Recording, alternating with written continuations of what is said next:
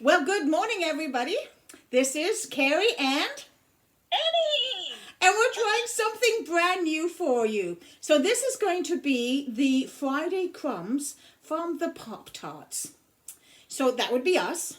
And we're going to be looking at on Friday mornings a piece of scripture from the lectionary. And so this is for October the 16th. And Annie and I would love to be having this conversation across from one another, but it's COVID. So we're doing it through new technology. So Annie's at home and I'm in my office. So we're going to try and see how this works. So this is our daily good news for Friday, October the 16th, otherwise known as Friday's Crumbs from the Pop Tarts. So we have Psalm 22, and we're actually going to be reading verses just 1 to 11, and then we're going to have some conversation around it. All right, Annie, are you ready? I am ready. Okay. Psalm 22, the plea for deliverance from suffering and hostility. To the leader, according to the deer of the dawn, a psalm of David. My God, why have you forsaken me? Why are you so far from helping me, from the words of my groaning? Oh my God, I cry by day, but you do not answer, and by night, but find no rest.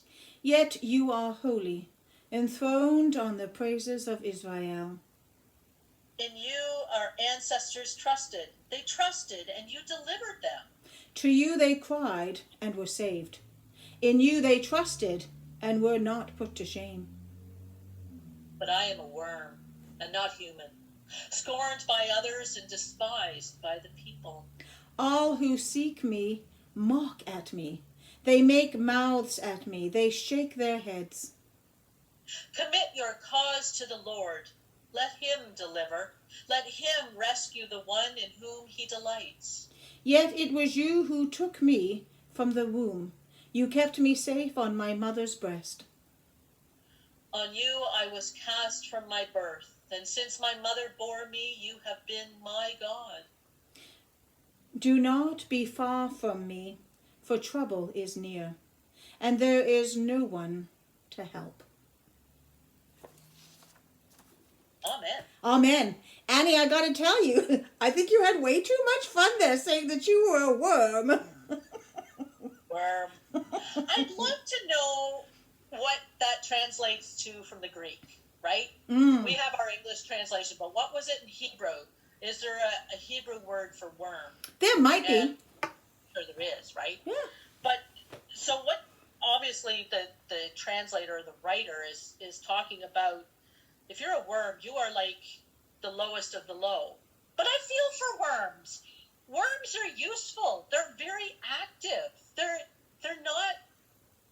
not bad. No, but they get caught on hooks occasionally, and that's just, yeah. And I don't think that worms are scorned. We may not like them, because I know people don't like spiders or snakes. Maybe they don't like worms. I'm just wondering why the writer used the word worm. I don't know, but I just keep thinking about that worm on a hook. I'm sorry, that's scorned, right? But this psalm, right? Like the psalms are so powerful because they talk about like just the reality of life.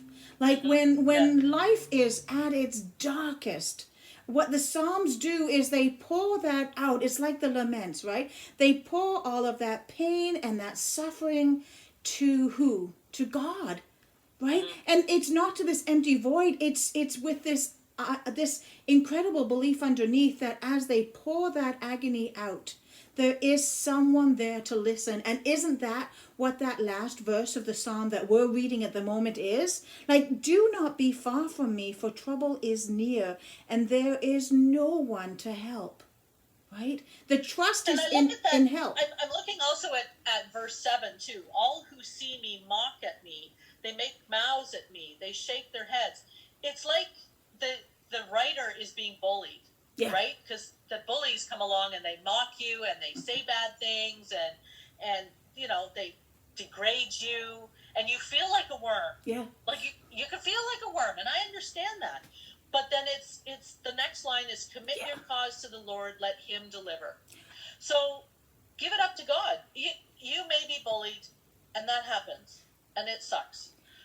But if we give it up to God, he's the one that's going to deliver. Let him rescue the one in whom he delights. That's right. And he takes it to this awesome place where it says, yet it was you who took me from the womb and you kept me safe on my mother's breast. So what do bullies do? Bullies just, they tear us apart, right? They tell us we're not enough, that we're short, we're ugly, we're stupid, we're whatever it is, right? Bullies make us feel less than worthy. And this psalm reminds us, no, it is God who took us from the womb, who kept us safe, and who assures us that we are absolutely enough and loved.